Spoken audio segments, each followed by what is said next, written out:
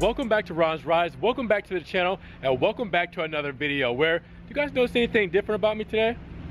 Haircut maybe? No glasses? Didn't guess it yet? Ron's Rides shirts, they are in.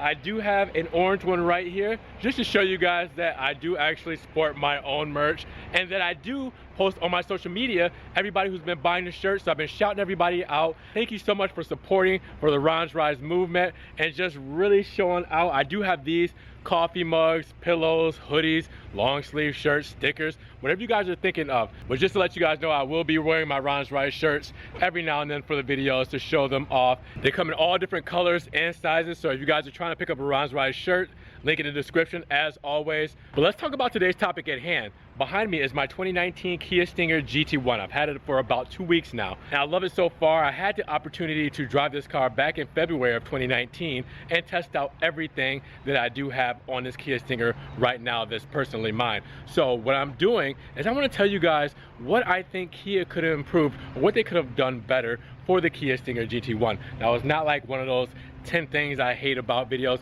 etc., etc. It's not spreading that kind of negativity. It's just no car is perfect, so I want to kind of convey on, if I were to redo the Stinger, or if I were to add my 2 cents, my nitpicking, my options on what I would change about the Stinger. These are my things. Now, you do get bang for your buck with the Kia Stinger. You can only ask for so much at the price range it's at. So I wanted to convey those things, see if you guys agree with them. If you do, comment what you agree with. If you don't, definitely let me know what you don't agree with, because I'm going to argue with you in the comments as always. Now, just for those who are new here or new to the channel, I do have a 2019 Snow White Pearl with the red and black interior Kia Stinger GT1. So I'm going to do a quick spin around for you guys so you can see what the car looks like, and then we'll get our impressions and things we can change. But for those who are not familiar with the Kia Stinger, I just wanted to show you guys what it looked like and what we're working with before we get started with the video. Now, as much as I love the design of the Kia Stinger, all the different air intakes,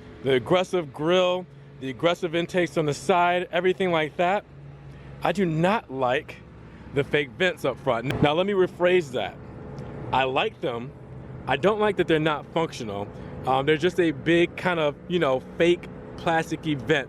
I wish that even if they went with a plastic look, that even in these little grill inserts here, they made them functional, or at least look functional. This is not hiding anything at all. It's like, hey, I'm big plastic and fake. You know, like, even if they made the holes to feed through there, and it didn't necessarily cool the engine as much or really do much for the intakes or anything like that. If they were to just make it at least look functional, I would have loved that. I just think that these draw a lot of attention to the car. People are gonna come look at these, and when they see that they're fake plastic vents, they're gonna kind of like, you know, I expected that from Kia kind of thing. And you don't want to prove people right in that sense. Now, continuing with the design of the Stinger, looks very good, very sharp. Couple of things that I have wrong with the rear, and I've mentioned this to you guys before, and you probably already know where I'm going with this. The reflectors. I'm not exactly sure what Kia was thinking here with these. I mean, end it right here. This is all extra. This is, you're being extra, okay? This is, the argument ended here, all right? But you have to whisper something under your breath just to get the last word in. That's how I feel about these reflectors. You see where the body lines end here, in the reflector there, call it a day, all right? Dragging it all the way along here, like, when did they decide that they were gonna stop it? They're like, oh, I guess we'll make it about this long, then we'll stop it here. Like, I don't know if the certain regulations here in the US for the reflectors had anything to do with this, with the style of the design. Maybe this amount was too short from the tail light to right here, but that is just, it's different. Now, can you guys guess my gripe here? Well, if you don't know, this middle piece here, this middle bar, you would think on each side of the tail lights is a third brake light. Kind of like how the Dodge Chargers are, where they have the light going all the way across. Nope, these are 2 separate entities here, and this is nothing.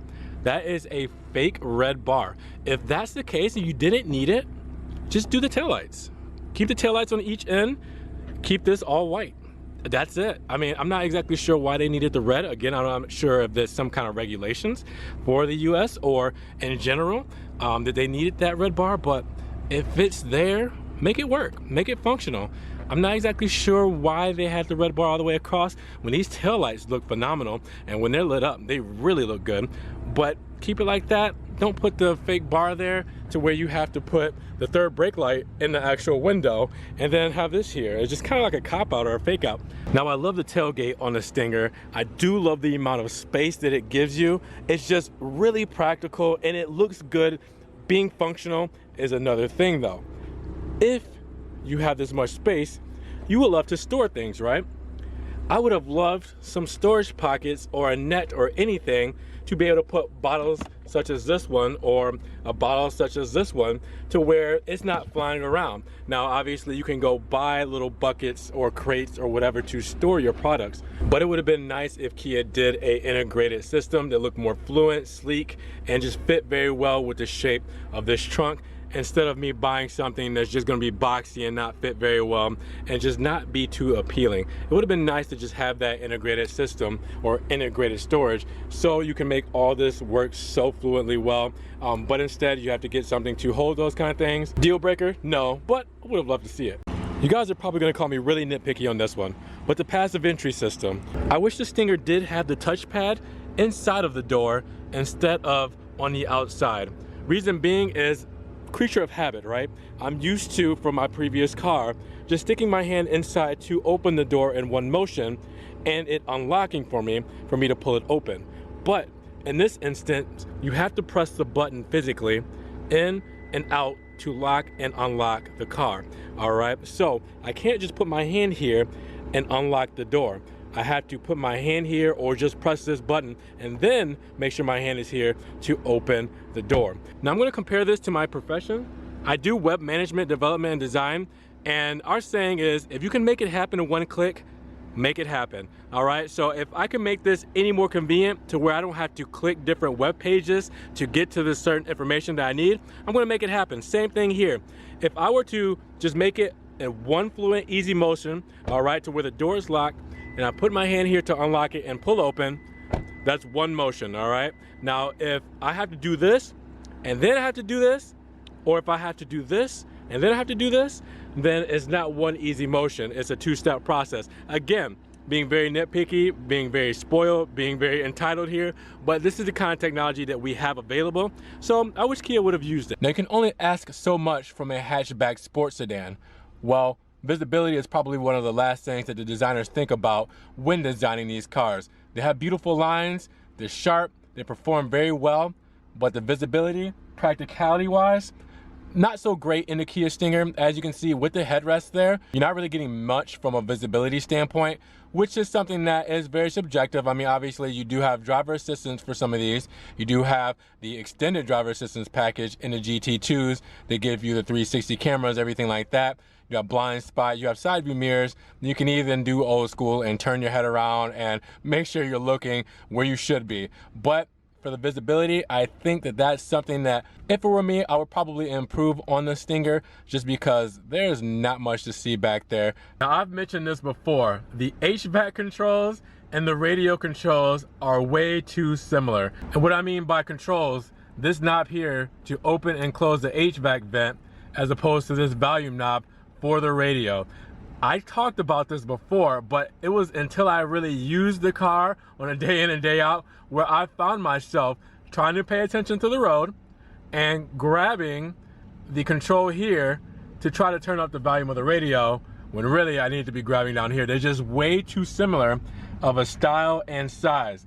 I made the argument that at least the HVAC control down here is a lot bigger. All right, so you're gonna be able to tell if you grab something this big, you're gonna be, you know, obviously you're gonna know that's not the volume control because it's supposed to be small. But the HVAC vent, they're so close together, they're so the same. When you're paying attention, it's one of those things to where you might get them mixed up and it might get a little frustrating. Now you're saying, well, why don't you just use the control on the steering wheel here? Well, maybe just, you know, you're holding your hand here on the steering wheel and your right hand may be free, so you decide that you just want to do this. It's a very easy process and movement for you to just turn up the volume here if you want, or turn it down, etc. Even pause the radio as well. But, you know, it's one of those things to where you can survive, you can get used to it, but I was just, you know, I would have changed the way that they designed the HVAC vents. Now, as far as the multimedia goes, the Stinger does have a nice USB right up front here with a charging pad. Works very well for both ends. Good for Apple CarPlay when you're hooking in there because it is not wireless in the Stinger. It is wireless in some vehicles that are coming out now. But besides the point, you only have one USB up front. So that is a little bit of an issue, especially with it being right up front here. If I were to take my pick where to put that one USB model, it wouldn't be right up here because I do have a charger here. So it's not like I have to have my phone sitting up here and charging. If I'm ever plugging this in, normally it's for Apple CarPlay.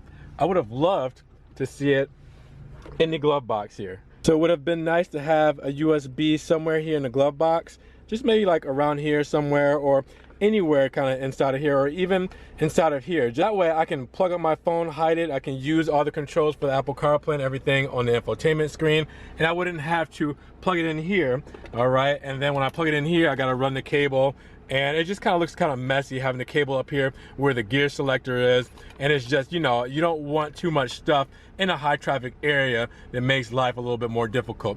Again, a nitpicky thing, but I wish they had at least 2 USB ports, and since they only have one, maybe move the front one into the glove box, make everything a little bit more hidden, a little bit more clean, and a little bit more functional. So hopefully you guys enjoyed my video today of the things that I think the Kia Stinger could have done better. Now, it's a great car. I've ranted and raved about it. I haven't done too many videos on it as I've been spreading out my content. I know you guys are mainly here for the Maserati Alfa Romeo content, so I'm gonna keep you happy with that. I'm gonna stick a Stinger video here and there. Now, I do wanna do a launch control video, but I was waiting for the break-in period. The break-in period is 600 miles, between 600 and 1,000. I'm at 822 right now, and you guys know that I picked this up with about 460 miles on it, given that it's a brand new car, but it was all the way in Tampa, as into where I'm in Daytona Beach. So after I got it and then drove it, you know, I'm at about 822 miles. I love it so far, but I want to do some driving videos. But before I start to really get into the nitty gritty and pushing this car, I want to make sure that there's no problem. So I kind of want to make sure I extend to that break-in period. I got some videos lined up for you guys. So if you have any kind of information for me as far as, do you think that I was wrong? Do you have any logical explanations on my questions, or anything that you want to add to what do you think the Kia Stinger could have done better? Let me know. I'll see you guys in the comments below, but make sure you check down in the description. I do have these Bronze Rise t-shirts ready for you guys, all right? So the link's down there. Grab a sticker or a coffee mug. Doesn't have to be a t-shirt, but if you guys do get something, make sure you shout me out on social media and I will shout you back out. Now, with that said, my social media is down there as well. Check those out: Snapchat, Instagram, Facebook. Also, if you want to support the channel, one-time donation through PayPal. You don't want to pay for a t-shirt or anything, donate $1 or something like that. You can do that too. Don't matter. You guys can just like the video, help it get up in the rankings, and more people can see it and have a bigger conversation. But whatever you do, thank you for spending your time with me today. Hopefully you guys had a great time. I'm inside the car because it is hot. I would like to finish this outside of the car, but Florida is kicking my butt. So thank you so much, guys. We'll talk to you guys in the next Rise video. You be safe, drive safe, and we'll see you then. Peace.